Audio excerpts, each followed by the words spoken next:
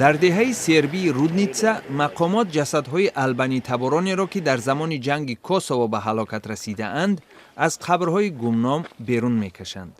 تا حال سرنوشتی تقریباً 1700 فردی به نام و نشان شده از دوره جنگ کوسوو معلوم نیست. بسیاری ها بر این فکرند که آنها را کشته در قبرهای دسته جمعی کنار دهه رودنیتسای هممرز با کوسوو دفن کردند. در افغانستان کمیسیای ناظر واسطه‌های اخبار عموم یک چند رسانه را با عیبنامه خلافکاری در ارزیابی معرکه پیش از انتخابات پرزیدنتی 5 اپریل جریمه کرد.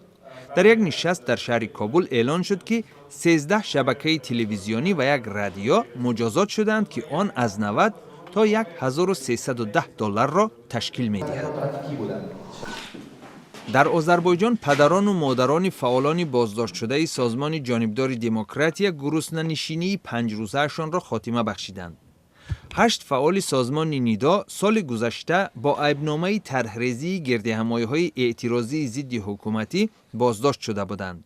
در صورت اثبات اتهام آنها می توانند تا به 8 سال از آزادی محروم شوند. سازمان حامی حقوق بشر امنستی اینترنشنال و یا عفو بین الملل بر این نظر است که فعالان نیدا را به خاطر اعتقادشان بازداشت نمودند. در ارمنستان سابقه‌داران جنگ قره‌باغ کوهی راهپیمایی اعتراضی تشکیل نمودند، زیرا به قول سابقه‌داران حکومت آنها را با قرارگاه برای گذرانیدن واخوری‌هایشان تأمین نکرده است. اعتراضگران در نزد قرارگاه حزب حاکم جمهوری‌خواه در شهر یریون جمع شده تهدید کردند که گردهماییشان را بدون توقف ادامه می‌دهند.